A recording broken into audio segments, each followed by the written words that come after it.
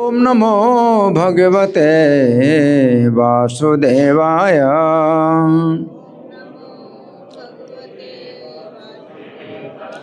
ओम नमो भगवते वासुदेवाय।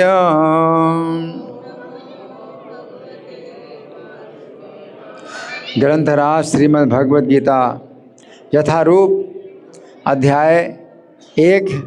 अध्याय का नाम है कुरुक्षेत्र के युद्ध स्थल में सैन्य निरीक्षण और श्लोक संख्या 46। तो श्लोक इस प्रकार है। संजय उवाच एवमुक्त्वार्जुनः संख्ये रथोपस्थ उपाविश विसृज्य ससरं चापं शोकसंविघ्न मानसः।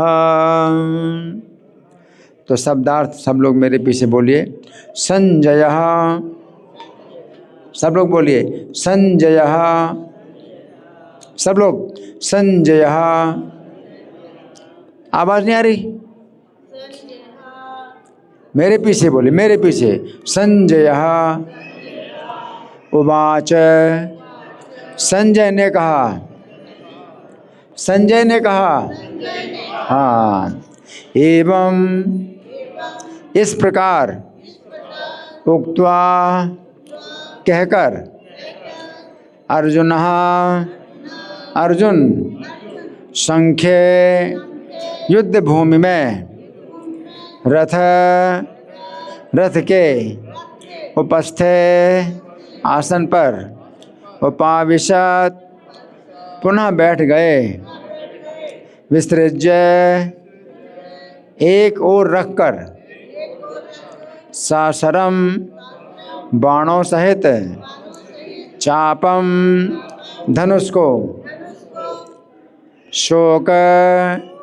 शोक से, संविघ्न संतप्त, उद्विग्न, मानसः मन के भीतर।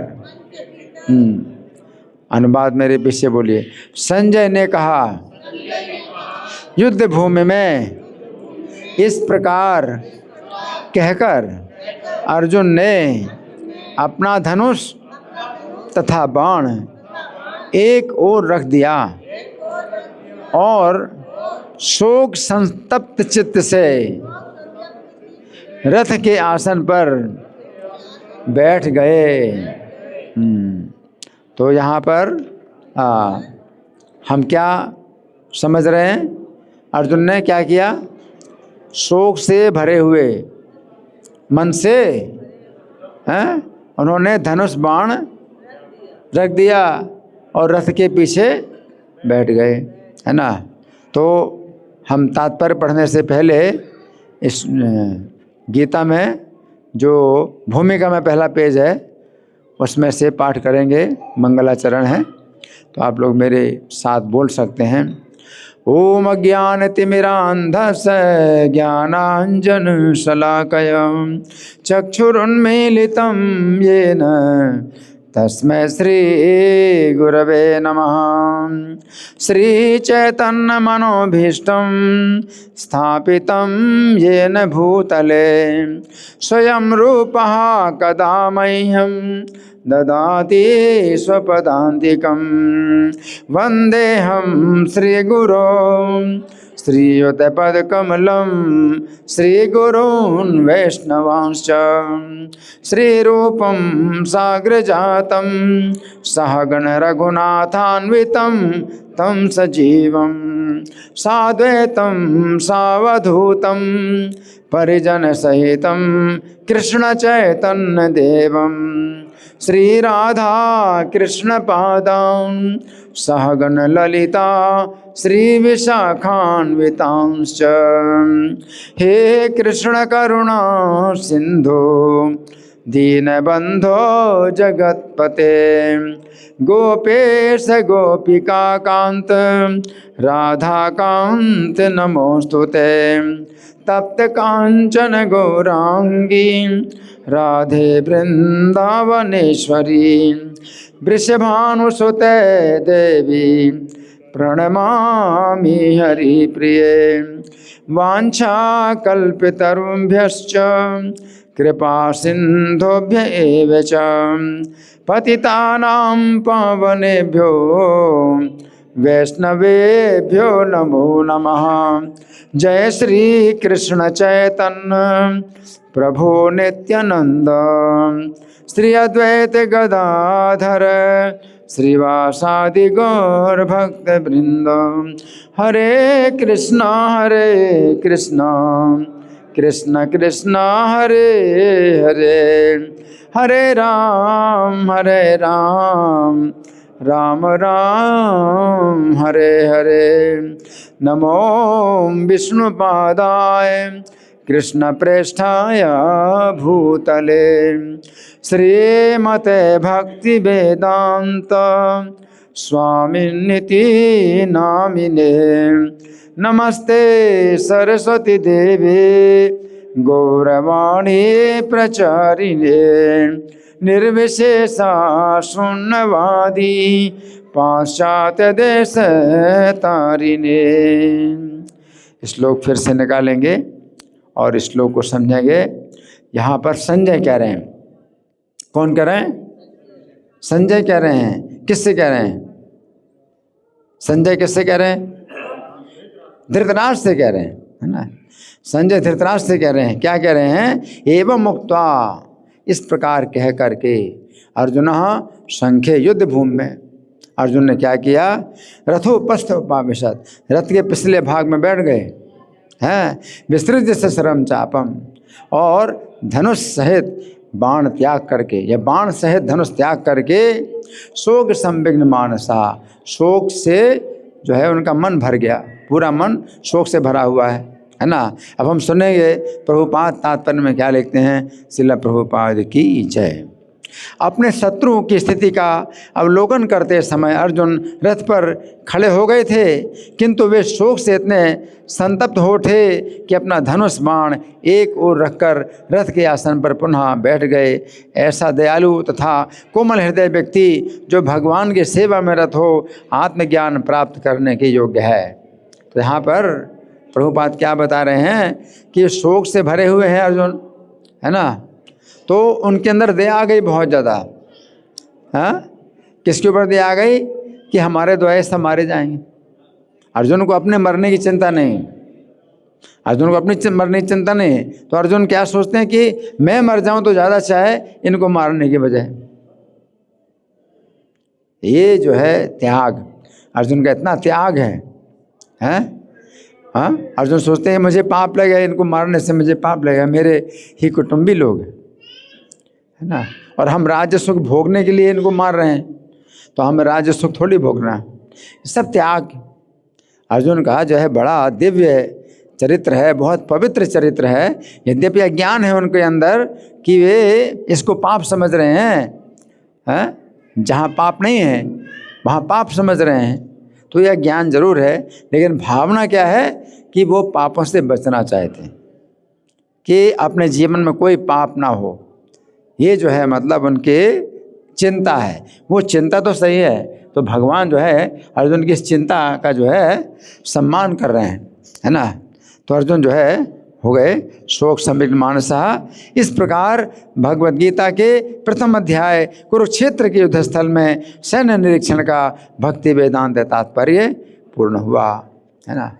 इसमें संस्कृत में इसकी जो पुष्पिका है, ओम तत्सदिति श्रीमद्भगवद्गीतासु उपनिषत्सु ब्रह्म विद्यायाम योग शास्त्रे श्री कृष्णार्जुन संवादे अर्जुन विषाद योगो नाम प्रथमोध्याय। प्रथम अध्याय समाप्त हो गया, है ना। तो अब हम इसकी चर्चा करेंगे, 9 बजे तक चर्चा करेंगे। आप लोग बैठें 9 बजे तक। कौन कौन बैठेंगे हाथ उठाइए। 9 बजे तक बैठेंगे, हाथ उठाइए। कौन कौन बैठेंगे? 1 2 और कोई? 3 और कोई? तो आगे आइए। जो 9 बजे तक बैठेंगे वो आगे आएँ, और बाकी जिनकी इच्छा है बैठें और उठ के जाएं, जैसा चाहें वो कर सकते हैं, लेकिन जिनको बैठना है वो आगे आइए, ठीक है। धन्यवाद। तो हम सुनेंगे इस श्लोक की व्याख्या जो श्री भगवान ने कहा में हुई है, तो आप लोग बड़े ध्यान से सुनिए। भगवद गीता के प्रथम अध्याय का अंतिम श्लोक क्या है? ये जो श्लोक है क्या है? भगवद गीता के प्रथम अध्याय का अंतिम श्लोक है। और संजय धृतराष्ट्र से बता रहे हैं कि अर्जुन ने शोक के कारण युद्ध न करने का निश्चय कर लिया, है ना। तो अब संजय कह रहे हैं कि इस प्रकार बोलकर अर्जुन का मन शोक से भर गया। इसका अर्थ है कि अर्जुन ने श्लोक संख्या 28 से 45 तक अर्थात 18 श्लोकों में जो कुछ कहा उससे अर्जुन का मन शोक से भर गया। अर्जुन ने 18 श्लोकों में भगवान से कुछ बातें कही। युद्ध ना करने के पक्ष में अर्जुन ने 18 श्लोकों में बातें कही। कौन से श्लोक संख्या से कितनी श्लोक संख्या तक? 28 में से 45। 28वें श्लोक से 45वें श्लोक तक कितने अध्याय, कितने श्लोक होते हैं? 18। 28वें श्लोक से 45वें श्लोक तक अर्जुन ने जो बातें कहीं उनको जो है कहने से अर्जुन का मन क्या हो गया? शोक से भर गया। और शोक दो प्रकार का है। शोक दो प्रकार का होता है। एक तो है अज्ञान से उत्पन्न शोक, दूसरा ज्ञान से उत्पन्न शोक। दो प्रकार का शोक होता है। कितने प्रकार का? दो प्रकार का। पहला है अज्ञान से उत्पन्न शोक, दूसरे प्रकार का शोक है ज्ञान से उत्पन्न शोक, है ना। तो यहाँ पर एक बात बड़ी अद्भुत है। अर्जुन द्वारा बोले हुए 18 श्लोकों की समाप्ति पर अर्जुन का ज्ञान से उत्पन्न शोक बढ़ गया। अर्जुन ने 18 श्लोक बोले। कितने श्लोक बोले? 18 श्लोक बोले। और 18 श्लोक बोलने हैं पर अर्जुन का अज्ञान से उत्पन्न शोक बढ़ गया। अज्ञान है अर्जुन के में, और अर्जुन अज्ञान से उत्पन्न शोक बढ़ गया। क्या? कि हमें पाप लगेगा, हम इनको नहीं मारना चाहते हैं, है ना। अज्ञान है, अज्ञान से उत्पन्न शोक बढ़ गया अर्जुन का, है ना। परंतु गीता के 18 अध्यायों की समाप्ति पर अर्जुन का ज्ञान से उत्पन्न शोक बढ़ गया। 18 की संख्या फिर भी है। नहीं समझे? गीता के 18 अध्याय की समाप्ति पर अर्जुन का ज्ञान से उत्पन्न शोक बढ़ गया। 18 श्लोकों की समाप्ति पर अर्जुन ने 18 श्लोक बोले तो उनको बोलने से अर्जुन का अज्ञान से उत्पन्न शोक बढ़ गया है। और अब जब अर्जुन 18 अध्याय सुनेंगे गीता के तो ज्ञान से उत्पन्न शोक बढ़ गया है। तो दोनों प्रकार से 18 की संख्या होती है। 18 श्लोक और 18 क्या?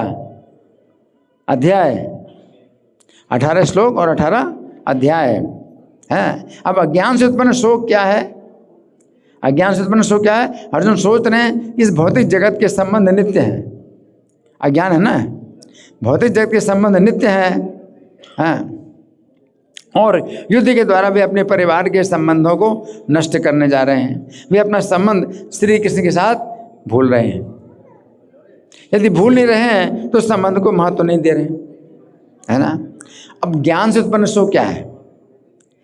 जब अर्जुन को ज्ञान हो गया कि वे भौतिक जगत में कर्म से बंधकर जन्म मृत्यु के चक्र में फंसे हुए हैं और श्री कृष्ण को भूलने के कारण नाना प्रकार के पापों में फंस गए हैं, तो उन्हें ज्ञान से उत्पन्न शोक उत्पन्न हुआ कि श्री कृष्ण को भूलकर उन्होंने भौतिक संसार से क्यों संबंध जोड़ा और अब किस प्रकार पापों से मुक्त होए ताकि श्री कृष्ण से संबंध पुनः जुड़ सके। तो वो शोक ज्ञान से उत्पन्न शोक।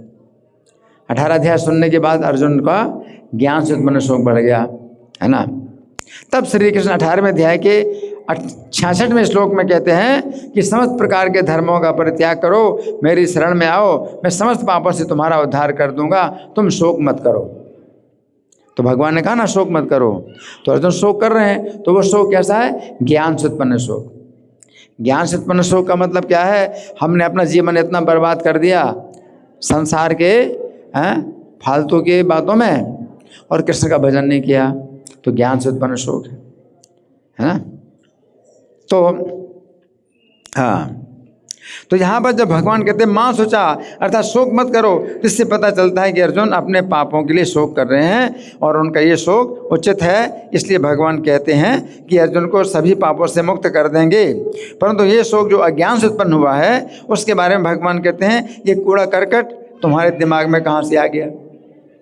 जब अर्जुन कहते हैं ना कि मैं युद्ध नहीं करूँगा और शोक कर रहे हैं कि हमें बहुत पाप लगेगा, तो भगवान इस शोक के लिए क्या कह रहे हैं अर्जुन से कि तुम्हारे दिमाग में ये कूड़ा करकट कहाँ से आ गया, ये हृदय की तुच्छ दुर्बलता है। इससे पता चलता है हमारे अंदर जो अज्ञान से उत्पन्न शोक है उसे गीता के ज्ञान के द्वारा हमें मिटाना है। अज्ञान से उत्पन्न शोक को हमें गीता के ज्ञान के द्वारा मिटाना है। परंतु फिर गीता के ज्ञान से जो शोक उत्पन्न होता है उस शोक को भगवान अपने चरणों की शरण देकर मिटाएंगे। गीता के ज्ञान से जो उत्पन्न शोक होगा उसको भगवान अपने चरणों की शरण दे करके मिटाएंगे। ऐसा नहीं कि शोक नहीं किया जाए, ऐसा नहीं कि शोक किया ही नहीं जाए। जो लोग कहते हैं कि गीता की शिक्षा है कि किसी प्रकार का शोक नहीं करना चाहिए, वे अज्ञान में हैं। ऐसा नहीं। आजकल बाजार में जो गीता सार मिलता है बहुत प्रचलित है, वो गीता सार नहीं है, धोखा है। उसके शब्द हैं क्यों व्यर्थ चिंता करते हो, जो हुआ सो अच्छा हुआ, जो हो रहा है सो अच्छा हो रहा है, जो होगा सो अच्छा होगा। सुना है ये गीता सार। इन बातों के उत्तर में गीता सार के नाम से एक हमने भी लेख लिखा है। अतः गीता की प्रथम शिक्षा के अनुसार हमें उस वस्तु का शोक चिंता नहीं करनी चाहिए जो अधिक महत्वपूर्ण नहीं है, अर्थात शरीर के विनाश की उतनी चिंता नहीं करनी चाहिए जितने की सामान्य रूप से की जाती है। परंतु इसका अर्थ ये भी नहीं है कि हमें चिंता अथवा भय से मुक्त हो जाना है। भगवान कहते हैं तो उनके लिए शोक करता है जिनके लिए शोक नहीं करना चाहिए। इसका अर्थ ये हुआ हमें उस वस्तु के लिए शोक करना चाहिए जो शोक करने योग्य है। अब शोक ना करने योग्य वस्तु क्या है और शोक करने योग्य वस्तु क्या है, इसका विचार करना है। शोक ना करने योग्य वस्तु ये शरीर है जो सदा नश्वर है, और शोक करने योग्य वस्तु ये जीव है जो कभी नष्ट नहीं होता, परंतु जन्म, मृत्यु, बुढ़ापा, रोग के कारण कष्ट पाता रहता है। अतः श्री भगवान गीता 13:9 में कहते हैं कि शरीर में 4 प्रकार के दुख दोष हैं: जन्म, मृत्यु, वृद्धावस्था और रोग। इन 4 प्रकार के दोषों का बारंबार चिंतन करना ही वास्तविक ज्ञान है। अतः शोक करने का विषय यही है कि हम अनादिकाल से इस भौतिक जगत के भव समुद्र में 4 प्रकार के कष्टों में डूबे हुए हैं। अतः श्री भगवान ने ये कभी नहीं कहा कि जो कुछ भी हमारे साथ हुआ अच्छा हुआ। ये तो पशु भी अज्ञान में सोचता है कि पहले जो कुछ हुआ अच्छा हुआ, वर्तमान में सब ठीक है, भविष्य में सब ठीक रहेगा। अज्ञान से उत्पन्न सुख है जिसका वर्णन गीता में तमोगुण सुख के रूप में किया गया है कि निद्रा, आलस्य, अज्ञान से उत्पन्न सुख तामसी सुख है। इस प्रकार के सुख की गीता में निंदा की गई है। अज्ञान में स्थित होकर जो कर्म करता है वो किसी प्रकार के नुकसान की चिंता नहीं करता। जो लोग ईश्वर की वस्तु को ईश्वर की सेवा में ना लगाते हैं, न ईश्वर की वस्तुओं के नष्ट होने का शोक करते हैं, ये तमोगुणी है। अब देखिए कुछ उदाहरण हैं अज्ञान से उत्पन्न शोक के, तो सुन रहे हैं आप लोग ध्यान से। पहला राजा पुरंजन का शोक। श्रीमद् भागवत के 4थे स्कंद में राजा पुरंजन के विषय में वर्णन आता है। कौन सा राजा? पुरंजन, कि जिस समय उसकी मृत्यु होती है तो अपनी परलोक गति की चिंता ना करके, जब मृत्यु होती है तो हमें परलोक की चिंता करना चाहिए, परलोक गति की चिंता ना करके अपनी पत्नी के विषय में चिंता और शोक करने लगा। वो सोचने लगा हाय मेरे बिना मेरी पत्नी इतने सारे बच्चों से परेशान होगी। अब अगर मर रहा है तो शोक कर रहा है अपनी पत्नी के लिए कि हाय मेरे बिना मेरी पत्नी इतने सारे बच्चों से परेशान होगी, किस प्रकार परिवार का पालन करेगी। फिर वो अपने पुत्र पुत्रियों के विषय में शोक करने लगा, मेरे न रहने पर मेरे ऊपर पूर्णतया आश्रित पुत्र और पुत्रियाँ किस प्रकार अपना जीवन निर्वाह करेंगी। उनकी स्थिति जहाज में चढ़े हुए उन यात्रियों के समान है जिनका जहाज सागर के बीच में ही टूट जाता है। तो पुरंजन का ज्ञान से उत्पन्न शोक है। उसे मृत्यु के बंधन से छूटने के लिए श्री कृष्ण का स्मरण करना चाहिए, श्री कृष्ण का आश्रय लेना चाहिए। और जिन स्त्री पुत्रों के लिए शोक कर रहा था उनकी रक्षा और पालन का भार श्री कृष्ण को सौंप देना चाहिए कि हे कृष्ण आप ही इनका जो है पालन करना, रक्षा करना और मेरी भी रक्षा करो, कि मैं अब आपके चरणों की सेवा में आ जाऊं, है ना। तो ये अज्ञान से उत्पन्न शोक, राजा पुरंदर का अज्ञान से उत्पन्न शोक, पत्नी और पुत्रों के बारे में शोक कर रहा है, अपनी चिंता नहीं कर रहा है कि मुझे परलोक में मैं कहाँ जाऊंगा। अब दूसरा, श्रीमद् भागवत के 5वें स्कंद में भरत महाराज के विषय में वर्णन आता है। उन्होंने अपना राज्य, पत्नी, पुत्र सब कुछ त्याग कर वन में श्री कृष्ण की भक्ति में मन लगाया। कौन है? राजा भरत। राजा भरत, ये राम के भाई भरत नहीं है, हैं? ये भरत जो है ऋषभ देव के पुत्र हैं। परंतु उसी समय एक हरण के बच्चे में उनकी आसक्ति हो गई। जब वो हरण का बच्चा उन्हें छोड़कर वन में चला गया तो कंजूस के समान शोक करने लगे, जैसे कुछ धन प्राप्त होकर खो गया हो। वे सोचने लगे, हाय ये मृग अब असहाय है, क्या हो सकता है, क्या ऐसा हो सकता है कि मैं इसको हिंसक पशुओं से निर्भय रूप में फिर से देखूं? उसे कहीं किसी भेड़िए, कुत्ते, सुअर या बाघ ने तो नहीं खा लिया? अपनी माता की मृत्यु होने पर वो बेचारा पशु मुझ पर ही आश्रित है। अवश्य ही मेरे पुण्य समाप्त हो गए हैं, अन्यथा वो मृग अब तक लौट आया होता। मैं बहुत अभागा हूँ। इस पृथ्वी की तुलना में मेरी तपस्या तुच्छ है, क्योंकि पृथ्वी की कठोर तपस्या से उस पर इस मृग के छोटे छोटे मुलायम पद चिन्ह बने हुए हैं। ये भरत महाराज का अज्ञान से उत्पन्न शोक। उन्हें इस हरण के प्रति इतनी चिंता करने के स्थान पर अपनी आध्यात्मिक उन्नति की चिंता करनी चाहिए कि अपना घर परिवार सब छोड़ करके आए हैं और भगवान का भजन में मन लगाना चाहिए। तो भगवान के भजन मन न लगा करके हरण की चिंता कर रहे हैं। फिर तीसरा, श्रीमद् भागवत के 7वें स्कंद में राजा सुयज्ञ के विषय में वर्णन आता है। कौन से राजा? कौन से राजा? सुन रहे कि नहीं? कौन से राजा?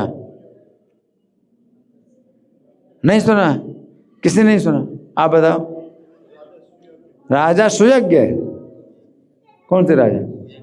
राजा सुयज्ञ। सुनते नहीं? ध्यान से सुनो। 7वें स्कंद में राजा सुयज्ञ के विषय में वर्णन आता है कि वो युद्ध में शत्रुओं द्वारा मार डाला गया तो उसकी रानियां उसके शव को घेर कर इस प्रकार शोक करने लगी, हे नाथ, तुम्हारे मारे जाने से हम भी मारी जा चुकी हैं। अब आप क्रूर विधाता द्वारा हमारी दृष्टि से दूर हो गए हैं। इसके पहले आप उसी नर के निवासियों को जीविका प्रदान करते थे जिससे वे सुखी थे, किंतु आपकी दशा उनके दुख का कारण बनी है। हे वीर, आपके बिना हम कैसे रह सकेंगे? ये शोक कर रहे हैं। कौन? रानियां। आप जहां भी जा रहे हैं कृपा करके अपनी सेवा में हमें भी अपने साथ ले चलें। इस प्रकार सूर्य के अस्त होने पर भी वे रानियां अपने पति के शव को जलाने की अनुमति नहीं दे रही थी। अब सब कुछ जलाने की अनुमति नहीं दे रही। ये उन स्त्रियों का अज्ञान से उत्पन्न शोक है। यद्यपि स्त्री को अपने पति की मृत्यु पर शोक करना चाहिए, परंतु उसे इस प्रकार का शोक नहीं करना चाहिए कि मृत शरीर को जलने नहीं दे।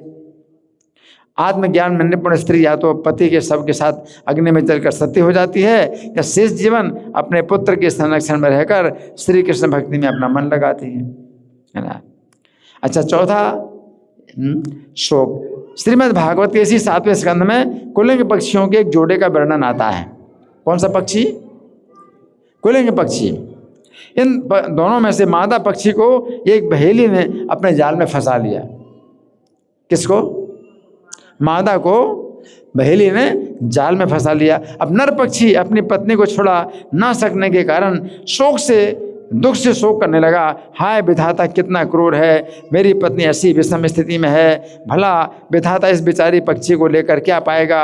यदि निर्दय विधाता मेरी अर्धांगिनी को ले जा रहा है तो वह मुझे भी क्यों नहीं ले जाता? मेरे बच्चे माता विहीन होकर अपने घोंसले में उसकी प्रतीक्षा कर रहे हैं कि वो आए तो उन्हें खिलाए। वे अभी बहुत छोटे हैं, मैं उनका किस प्रकार पालन करूँगा? अब इन 4 प्रकार के शोक पर हम विचार करेंगे। पहला उदाहरण राजा पुरंदर का है। किसका? राजा पुरंदर का है, जो मृत्यु के समय अपनी पत्नी की असहाय अवस्था का चिंतन करते हुए शोक कर रहा था। इसका परिणाम यह हुआ कि उसे अगला जन्म स्त्री का प्राप्त हुआ। अगला जन्म क्या हुआ? स्त्री का प्राप्त हुआ। दूसरा उदाहरण भरत महाराज का है, जो मृत्यु के समय हरण के बच्चे का चिंतन करते हुए शोकमग्न है। इसका परिणाम यह हुआ कि उन्हें अगला जन्म हरण का हो गया, हरण का शरीर मिल गया है। तीसरा उदाहरण है राजा सुयज्ञ की रानियों का, हैं, जो अपने मृत पति के शव को जलाने नहीं दे रही थी, इसका परिणाम बहुत अशुद्ध है, क्योंकि कुछ समय पश्चात शव में से दुर्गंध आने लगती है। चौथा उदाहरण कुल्ले पक्षी का है, जो जाल में फंसी अपनी पत्नी की मृत्यु के लिए शोक कर रहा था। इसका परिणाम यह हुआ कि बहेली ने अवसर पाकर अपना बाण चलाकर उसे भी मार डाला। यदि वो पक्षी चाहता तो अपने प्राणों को बचा सकता था, परंतु अपनी पत्नी के प्रति शोक के कारण उसका इतना ज्ञान नष्ट हो गया, अपनी मृत्यु को नहीं देख सका। उसे चिंता थी कि पत्नी के बिना उसके जीवन में कोई सुख नहीं है, परंतु उसे सोचना चाहिए था यदि पत्नी के बिना उसके जीवन में कोई सुख नहीं है, फिर भी किसी भी प्रकार अपने जीवन की रक्षा करे, क्योंकि प्रत्येक व्यक्ति के लिए अपना जीवन सबसे अधिक महत्वपूर्ण है। वास्तव में प्रत्येक व्यक्ति अपने जीवन से ही सबसे अधिक प्रेम करता है, उसके बाद ही अन्य व्यक्तियों अन्य वस्तुओं को महत्व देता है। जो व्यक्ति या वस्तुएं उसके जीवन को सुख पहुंचाती हैं, परंतु शोक के कारण व्यक्ति का ज्ञान इस प्रकार ढक जाता है, अपने जीवन को सुख पहुंचाने वाले व्यक्तियों या वस्तुओं को अपने जीवन से अधिक महत्व देने लगता है। परंतु जब व्यक्ति ज्ञान में स्थित होकर अपने जीवन को सबसे अधिक महत्व देते हुए अपने जीवन के लिए शोक करता है, तो ज्ञान से उत्पन्न शोक कहलाता है। अब देखिए, ज्ञान से उत्पन्न शोक का अब उदाहरण श्रीमद् भागवत के 3रे स्कंद में, कौन सा स्कंद? 3रे स्कंद में वर्णन है कि जब देवहूति ने देखा, माता देवहूति, कौन देवहूति ने देखा कि उसके पति कर्दम संन्यास लेकर गृह त्याग करने ही वाले हैं, तो वे शोक करते हुए बोले, माता देवहूति शोक कर रहे हैं। अभी तक मैंने अपना संपूर्ण समय परमेश्वर के ज्ञान की उपेक्षा करके इंद्रिय तृप्ति में व्यर्थ गंवाया। आपके दिव्य स्थिति को ना जानकर इंद्रियों के विषयों में लिप्त रहकर आप में आसक्त रही। हाय, मैं निश्चित रूप से भगवान की माया द्वारा बुरी तरह से ठगी गई, क्योंकि भव बंधन से मुक्ति दिलाने वाली आपकी संगति में रहकर भी मैंने मुक्ति की खोज नहीं की। देवहूति ने शोक किया। तो ये शोक कैसा है?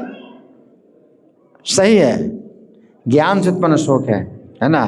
दूसरा, श्रीमद् भागवत 6 स्कंद में वर्णन है कि जब अपने पुत्र को नारायण नाम से पुकारने के कारण विष्णु दूतों ने अजामिल की यमदूतों से रक्षा कर दी है।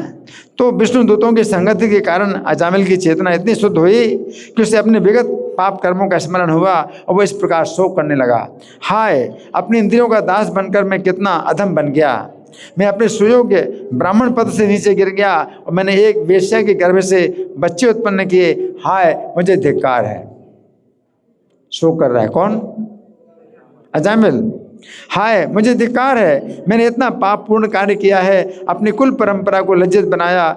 निस्संदेह मैंने शराब पीने वाली पतिता वेश्या के साथ संभोग करने के लिए अपनी सती और सुंदर युवती पत्नी को त्याग दिया। मुझे धिक्कार है। मेरे माता पिता वृद्ध थे, उनकी सेवा करने वाला कोई अन्य पुत्र या पुत्री या मित्र न था। चूँकि मैंने उनकी परवाह नहीं की, अतः उन्हें बहुत ही कष्ट में रहना पड़ा। हाय, मैं अत्यंत निंदनीय हूँ, क्योंकि मैंने अपने उन बूढ़े माता पिता की सेवा नहीं की। ये शोक कैसा है? ज्ञान से उत्पन्न शोक है। अब श्रीमद् भागवत 11वें स्कंध में वर्णन है कि विदेह नगर में पिंगला नाम की वेश्या थी। वेश्या, क्या नाम? पिंगला, क्या नाम? पिंगला नाम की वेश्या थी। कौन से नगर में? विदेह नगर में। कौन से नगर में? विदेह नगर में। अपने द्वार पर खड़ी हुई बहुत देर तक किसी पुरुष की प्रतीक्षा करती रही, परंतु जब आधी रात तक उसके पास कोई पुरुष नहीं आया तो बहुत निराश होकर शोक करने लगी। हाय, मैं कितनी मूर्ख हूँ कि तुच्छ मनुष्यों से विषय सुख की कामना करती हूँ। मैंने उन तुच्छ लोगों की सेवा की जो मेरी असली इच्छाओं को कभी पूरा नहीं कर सकते और जिन्होंने मुझे दुख, भय, चिंता, शोक और मोह दिया।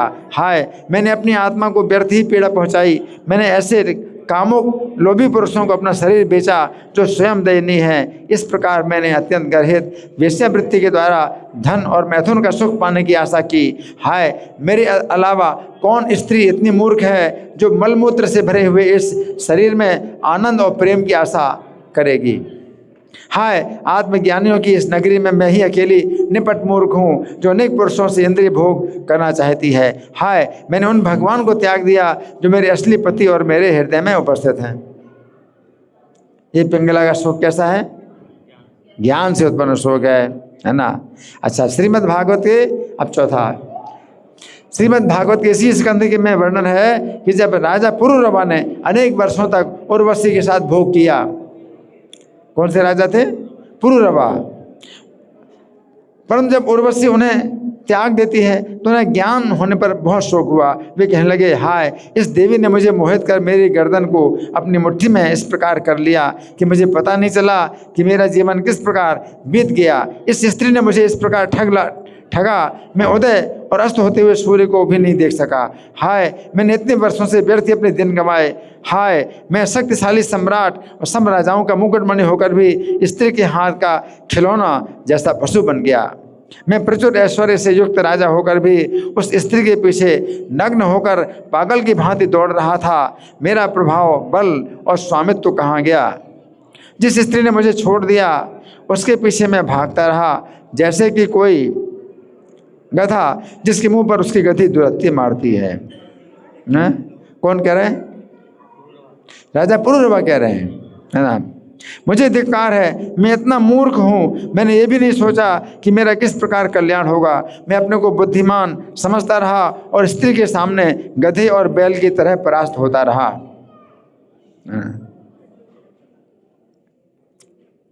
जिस प्रकार घी की आहुति डालने से अग्नि बुझती नहीं बल्कि और प्रज्वलित होती है, उसी प्रकार उर्वशी के संग में मेरी काम वासना और अधिक बढ़ गई। उर्वशी ने मुझे अच्छी सलाह दी थी, परंतु इंद्रियों को बस में ना करने के कारण मेरा मोह नहीं मिटा। मुझ में और नाली के कीड़े में क्या अंतर है? राजा पुरुरवा कह रहे हैं, क्या कह रहे हैं? मुझ में और नाली के कीड़े में क्या अंतर है? क्योंकि मैं अभी तक स्त्री के मल मूत्र से भरे हुए शरीर में ही आसक्त रहा। मैं क्या हूँ? नाली के कीड़े के समान। इस प्रकार 4 उदाहरणों के परिणामों पर हम विचार करेंगे। पहला उदाहरण देवहूति का है। देवहूति का, जो अपने पति कर्दम मुनि के संन्यास के समय पर शोक कर रही हैं। उन्होंने अपने पति के संग का आध्यात्मिक लाभ नहीं उठाया, तो इसका परिणाम यह हुआ उन्हें कपिल भगवान पुत्र रूप में प्राप्त हुए और जिन्होंने उन्हें दिव्य ज्ञान प्रदान किया। देवहूति ने शोक किया ना कि पति जा रहे हैं, मैंने उनकी संगति का लाभ नहीं उठाया, तो पुत्र रूप में कौन मिले?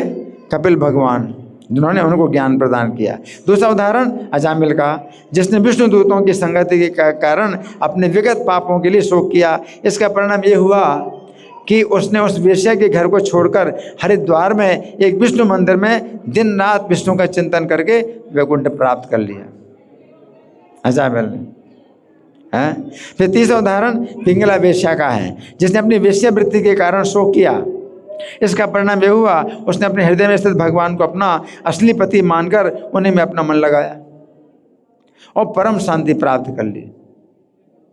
किसने? पिंगला वेश्या ने। चौथा उदाहरण राजा पुरुरवा का है, जिन्होंने उर्वशी के प्रति अपनी आसक्ति के कारण अपनी दयनीय स्थिति पर शोक किया। इसका परिणाम यह हुआ कि उन्होंने दिव्य ज्ञान के द्वारा अपने हृदय में श्री कृष्ण की शरण ली और शांति प्राप्त कर ली। इस प्रकार हम देखते हैं कि यद्यपि अर्जुन का शोक अज्ञान से उत्पन्न है, परंतु इसके साथ साथ इस शोक में अर्जुन की दया, कोमल हृदय और त्याग का भी भाव है। इसलिए प्रभुपाद इस श्लोक के तात्पर्य में लिखते हैं, ऐसा दयालु कोमल हृदय व्यक्ति जो भगवान की सेवा में रत है, आत्मज्ञान प्राप्त करने के योग्य है ना। तो हमने जो है अभी जो अर्जुन के शोक की जो चर्चा की, तो इसमें जो है मतलब हमने विचार किया कि अर्जुन को जो है पहले जो शोक हो रहा है कि मैं युद्ध नहीं करना चाहता हूँ, मैं कुटुंबियों का वध करके बहुत मुझे पाप लगेगा, मैं युद्ध नहीं करना चाहता हूँ। तो अर्जुन का ये शोक तो है, लेकिन कैसा शोक है? किस? अज्ञान से उत्पन्न शोक है। अज्ञान से उत्पन्न शोक है। अर्जुन ने 18 श्लोक बोले। श्लोक संख्या कितने से कितने तक? 28 से 45 तक 18 श्लोक बोले और अज्ञान से उत्पन्न शोक बढ़ गया। और फिर अर्जुन ने 18 अध्याय जब सुने गीता के, तो शोक उनका फिर दूसरे प्रकार का शोक हो गया, है ना। ज्ञान से उत्पन्न शोक हो गया। कैसा ज्ञान से उत्पन्न शोक? कि कृष्ण का भजन ना करके मैंने अपना जीवन बेकार में बिताया है, अब मैं अब कैसे अपने गति को सुधारूंगा। तो भगवान ने उनको क्या कहा? मेरे चरणों की शरण लो और शोक मत करो। तो भगवान जो है अर्जुन का अज्ञान से उत्पन्न शोक नष्ट करते हैं। कैसे? तुम्हारे दिमाग का कूड़ा करकट है, इस तरह से कहते हैं। लेकिन ज्ञान से उत्पन्न जब शोक होता है अर्जुन को, तो भगवान कहते हैं मेरे चरणों की शरण लो और शोक मत करो। तो ये अज्ञान से उत्पन्न शोक अर्जुन का गीता के पहले अध्याय में है, और ज्ञान से उत्पन्न शोक अर्जुन का गीता के 18वें अध्याय के अंत में है ना। अब हमने 4 प्रकार के उदाहरणों पर चर्चा की। अज्ञान से उत्पन्न शोक जो है किन किन्होंने किया है। तो अब मैं आपसे जो पूछ रहा हूँ, ये परीक्षा है कि 4 प्रकार के जो उदाहरण दिए अज्ञान से उत्पन्न शोक के, तो मैं सबसे पहला कौन सा है?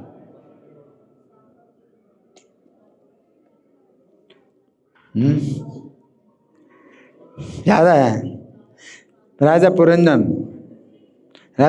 का शोक। राजा पुरंजन शोक कर रहे हैं जब मृत्यु हो रही है उनकी। कैसा शोक कर रहे हैं?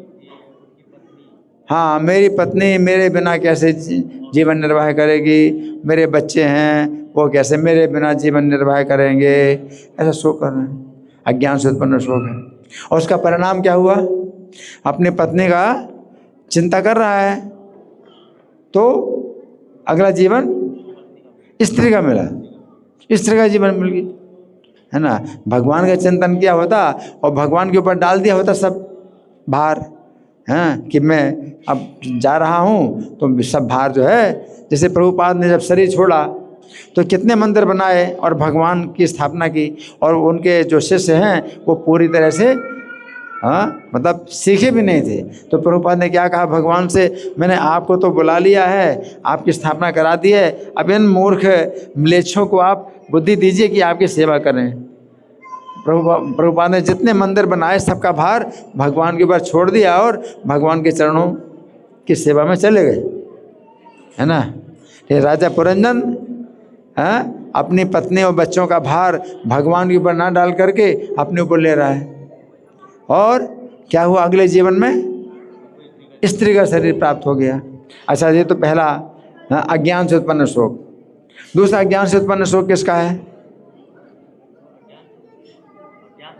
हाँ, राजा भरत उन्होंने अपना पूरा जीवन जो है भगवान की भक्ति में लगा दिया, और अपना महल और परिवार और संपत्ति सब त्याग दिया। इतने बड़े राजा भगवान का भजन कर रहे हैं, और फिर बाद में शोक करने लगे किस बात का? एक हरिण का शोक करने लगे, है ना। हाँ, कि एक हरिण है तो वो जो है उनको छोड़ के चला गया। अब उसको कोई बाघ खा लेगा, कोई शेर चीता खा लेगा, क्या होगा उसका? हरिण का क्या होगा? हैं? तो इस शोक में क्या हुआ? तो शोक का परिणाम क्या हुआ? हिरण का शरीर मिल गया। तीसरा उदाहरण क्या है? राजा सुयज्ञ की रानियां, युद्ध में वो मारे गए राजा, तो रानियां जो है उसके घेर करके और शोक कर रही हैं। हाय नाथ, तुम्हारे बिना हम अनाथ हो गई, अब हम कैसे रहेंगे, पूरी प्रजा अनाथ हो गई, ये हो गया, है ना। शोक कर रहे हैं, रो रहे हैं, और सब को जो है घेर करके बैठे हैं। और सूर्यास्त हो गया और उसको सब को जलाने नहीं दे रहे, है ना। इसका परिणाम क्या होगा? जलाने नहीं देगी, बदबू आएगी, शरीर से बदबू आएगी, है ना। तो उनको क्या करना चाहिए? उनको ये करना चाहिए, या तो अगर पतिव्रता स्त्री है तो पति के शव के साथ आत्मदाह कर ले, सती हो जाए, और या फिर अपने पुत्रों के जो है संरक्षण में रह करके भगवान का भजन करे। स्त्री के लिए नहीं है कि भाई सती होना जरूरी है ना। उसकी इच्छा के अनुसार है। अगर सती नहीं होना चाहती है तो अपने पुत्रों के संरक्षण में भगवान का भजन करे, है ना। तो ये तीसरी प्रकार का शोक था, राजा सुयज्ञ की रानियों का शोक। अब चौथा उदाहरण किसका है? अज्ञान से उत्पन्न शोक का। कुल्लंग पक्षी का जोड़ा था, तो मादा पक्षी का क्या हुआ? एक शिकारी ने अपने जाल में फंसा लिया, है ना। तो जो नर पक्षी है वो शोक कर रहा है। क्या शोक कर रहा है? कि पत्नी के बिना मैं कैसे जीवन निर्वाह करूँगा, और बच्चे हैं वो भी जो है अपनी माता के बिना कैसे रहेंगे, शोक कर रहे होंगे, कौन उनको खिलाएगा, दाना कौन खिलाएगा, ये सब शोक कर रहे हैं, है ना। और उसका परिणाम क्या हुआ? शिकारी ने एक बाण मारा, उसकी मृत्यु हुई। तो उसे क्या करना चाहिए था? शोक ना करके, हाँ, आप उड़ जाता, चला जाता, अपनी रक्षा कर लेता, अपने जीवन की रक्षा कर लेता, है ना।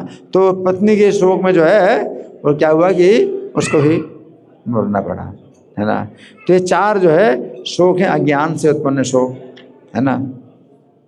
अब ज्ञान से उत्पन्न शोक के चार उदाहरण। कौन सबसे पहला, किसका उदाहरण है? माता देवहूति। कौन? माता देवहूति शोक करते हैं, उनके पति संन्यास ले रहे हैं। कौन है उनके पति? कर्दम मुनि। कर्दम मुनि संन्यास ले रहे हैं, तो संन्यास लेकर रहे हैं तो अपनी पत्नी को छोड़कर के वन में जा रहे हैं। तो देवहूति शोक कर रहे हैं। क्या शोक कर रहे हैं? देवहूति शोक कर रहे हैं। क्या शोक कर रहे हैं?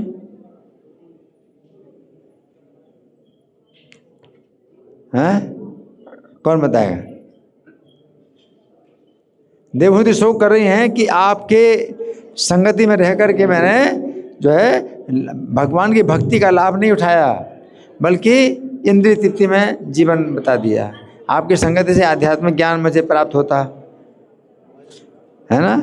तो मैंने आपकी संगति का लाभ नहीं उठाया, है ना, मैंने अपना जीवन बर्बाद कर दिया, है ना, शोक किया। तो उसका परिणाम क्या हुआ? अच्छा परिणाम हुआ या खराब? अच्छा परिणाम हुआ। अच्छा परिणाम नहीं हुआ, अच्छा परिणाम हुआ। अच्छा परिणाम हुआ। क्या अच्छा परिणाम हुआ? भगवान कपिल उनके पुत्र के रूप में हुए, उनको ज्ञान प्रदान किया। अच्छा परिणाम हुआ कि भगवान कपिल उनके पुत्र हुए, उनको ज्ञान प्रदान किया, है ना। तो माता देवहूति का शोक। फिर दूसरा शोक किसका था? अजामिल का। अजामिल का शोक क्या था?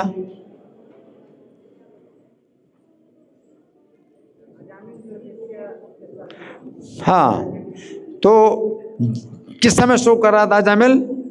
जिस समय उसकी रक्षा हो गई, नरक में जाने से रक्षा हो गई कि अपने पुत्र को नारायण पुकारा, तो अजामिल से रक्षा हो गई। जब रक्षा हो गई नरक में जाने से, तो वो शोक करने लगा। क्या शोक कर रहा है?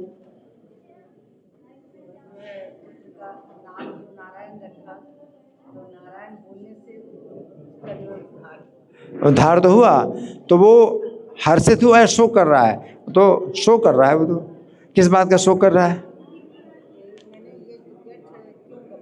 मैंने जो है वेश्या की संगति से, शराब पीने वाली वेश्या से पुत्र पैदा किए, है ना। इतना जो है मैंने अपने माता पिता की सेवा नहीं की, अपनी पत्नी का त्याग कर दिया, है ना। इस तरह से उसने बहुत शोक करके फिर क्या किया? उसका परिणाम क्या हुआ?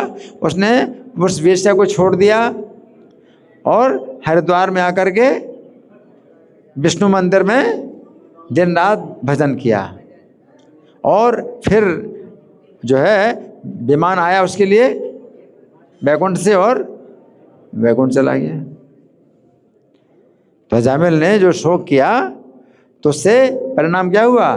उसने छोड़ दिया अपने जितने कुकर्म थे, उसने सब छोड़ दिया, और कहाँ पर आया? कहाँ पर? हरिद्वार में एक विष्णु मंदिर में दिन रात भगवान का भजन किया, और कहाँ चला गया? वैकुंठ चला गया, है ना। तो ये दूसरा है। तीसरा शोक किसका था? पिंगला वेश्या। पिंगला वेश्या का शोक क्यों हो रहा था? क्या इस समय घटना हुई कि शोक कर रही थी वो? किस बात की? हाँ, आपने घर में इंतजार करा कि कोई आदमी आएगा, कोई आदमी नहीं आया, आधी रात हो गई, तो शोक करने लगी। क्या शोक करने लगी? अपना जीवन व्यर्थ गंवा दिया वेश्यावृत्ति के कर्म में। और मैं ही पूरे विदेह नगरी में मैं ही अकेली मूर्ख हूँ, बाकी सब लोग तो जो है भक्त हैं भगवान के, और मैं ही जो है एक मूर्ख हूँ जो कि अनेक पुरुषों से अपनी इंद्रिय तृप्ति करना चाहती। असली पति जो है हमारे हृदय में भगवान है, वही मेरे पति हैं। तो उनको भगवान का पति जो है चिंतन करते हुए वो जो है सुख पूर्वक सो गई और भगवान के भजन में लग गई, है ना। और चौथा शोक का उदाहरण किसका? राजा पुरुरवा। राजा पुरुरवा, उनका शोक कैसा था कि किस कारण शोक कर रहे थे? क्या गलती की उन्होंने? उर्वशी के साथ रहे अनेक वर्षों तक, हैं, और पूरा जीवन बिता दिया, और उर्वशी उनको छोड़ के चली गई। तब शोक करने लगे। क्या शोक करने लगे? मैं इतना बड़ा राजा होकर के भी अपनी इंद्रियों के अधीन हो गया, एक स्त्री का वशीभूत हो गया, है, अपना पूरा जीवन मैंने बर्बाद कर दिया, है ना। और इस तरह से उन्होंने जो है शोक किया, तो इसका परिणाम क्या हुआ? भगवान कृष्ण का भजन करने लगे, और भगवान के भजन से जो है उनको सद्गति प्राप्त हुई। तो इस तरह से जो है अर्जुन का जो शोक है, तो ये अज्ञान से उत्पन्न जो शोक है वो भगवान दूर करते हैं गीता के ज्ञान के द्वारा। फिर गीता के ज्ञान के द्वारा जो शोक उत्पन्न होता है वो जो है भगवान अपने चरणों की शरण दे करके दूर करते हैं, है ना। तो अर्जुन को दोनों प्रकार का शोक है ना। तो भगवान जो है, जो अर्जुन है, तो यहाँ पर जो है संजय वर्णन कर रहे हैं, संजय बता रहे हैं धृतराष्ट्र को कि अर्जुन ने जो है शोक से भरे हुए मन से अपना जो है धनुष और बाण त्याग दिया कि युद्ध नहीं करना है, युद्ध नहीं करना है, है ना। बाद में फिर जो है भगवान के चरणों की शरण प्राप्त करके, और फिर अर्जुन क्या कहते हैं कि मेरा मोह नष्ट हो गया, नष्टो मोहा, मेरा मोह नष्ट हो गया, स्मृति लब्धा, मुझे स्मृति प्राप्त हो गई है। करिष्ये वचनम तव, अब आपके वचन का पालन करूंगा, अब आप जो कहेंगे वैसा मैं कार्य करूंगा। तो युद्ध के लिए तैयार हो गए, है ना। अर्जुन जो है खड़े हो गए युद्ध करने के लिए, है ना। तो इस तरह से जो है शोक तो हमें करना ही चाहिए। जो गीता सार है कि भाई क्यों व्यर्थ चिंता करते हो, जो हुआ सो अच्छा हुआ। क्या अच्छा हुआ? ये कि कितने जन्मों में हमने क्या किया, जन्म माता के गर्भ में कष्ट पाए और जन्म मरण का कष्ट भोगा, हैं। तो ये शोक जो है हमें करना चाहिए, हैं। पुनरपि जननम पुनरपि मरणम पुनरपि जननी जठरे शयनम, यह संसारे बहु दुस्तारे, कृपया पारे पाहि मुरारे। क्या मतलब शोक करें? क्या शोक? कि बार बार जन्म हो रहा है हमारा, और बार बार मरण हो रहा है, और पुनरपि जननी जठरे, बार बार माता के गर्भ में हमें शयन करना पड़ रहा है। ये संसार चक्र, जन्म मरण का चक्र दुस्तर है कि अपने आप बंद होने वाला नहीं, और भी होता ही रहेगा, है ना। तो अब कैसे इस अपार चक्र से हम मुक्त हों? तो अपनी अपार कृपा से हे कृष्ण मेरी रक्षा करो। तो हमें भगवान की अपार कृपा चाहिए कि ये चक्र भी अपार है, इसका अंत नहीं है, ये चलता रहेगा जन्म मरण का चक्र। तो अपार चक्र को जो है बंद करने के लिए हमें भगवान की अपार कृपा चाहिए, थोड़ी कृपा से काम नहीं चलेगा।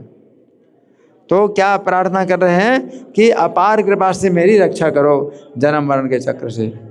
तो ये शोक है ना, तो हमें शोक करना चाहिए।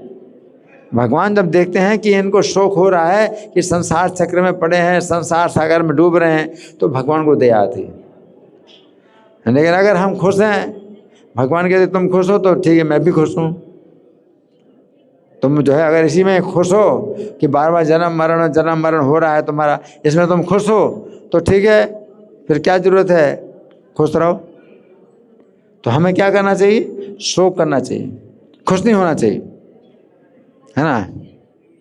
राजा कुलशेखर भी प्रार्थना करते हैं भगवान से, श्रीमन नाम प्रोच नारायणाख्यम के न प्रापुर वांछितम पापिनोपि। किस है हाँ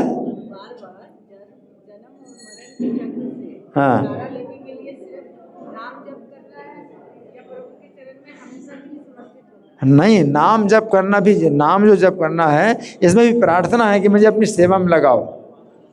जब हरे कृष्ण जाप करते हैं, नाम का जप करते हैं, तो हम भगवान से प्रार्थना करते हैं मेरी रक्षा करो, इस संसार चक्र से रक्षा करो, हे कृष्ण रक्षा करो। ये प्रार्थना होती हमारी, या मुझे अपनी सेवा में लगाओ, है ना।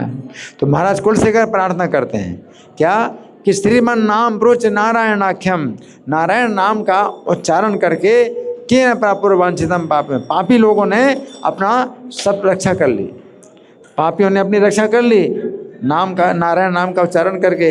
हाना पूर्वम वाक् प्रवृत्ताना तस्मै, परंतु पहले से हम नारायण नाम नहीं बोलते रहे। तेने प्राप्तम गर्भवास आदि दुखम, इस कारण से हमें गर्भवास के बार बार दुख प्राप्त होते रहे। तो शोक कर रहे हैं। अब पहले से अगर हमने भगवान नारायण का नाम लिया होता तो इतने बार गर्भवास का कष्ट हमको नहीं मिला होता। तो पहले से हमने नहीं किया, पहले से हम नारायण का नाम नहीं लिया, तो कितने कितने जन्म तक हमने क्या किया है, गर्भवास का कष्ट भोगा है। तो ये शोक है ना। तो जब हम ये शोक करते हैं तो भगवान जो है भगवान दया करते हैं। अगर आपको जो है शोक नहीं होता है, हाँ ठीक है मैं तो खुश हूँ, तो भगवान के ठीक है तुम खुश हो तो मैं भी खुश हूँ, ठीक है खुश रहो, है ना। तो हमारी ये प्रार्थना होती है भगवान से। धन्यवाद। ग्रंथराज श्रीमद् भगवद गीता की जय, श्रील प्रभुपाद की जय।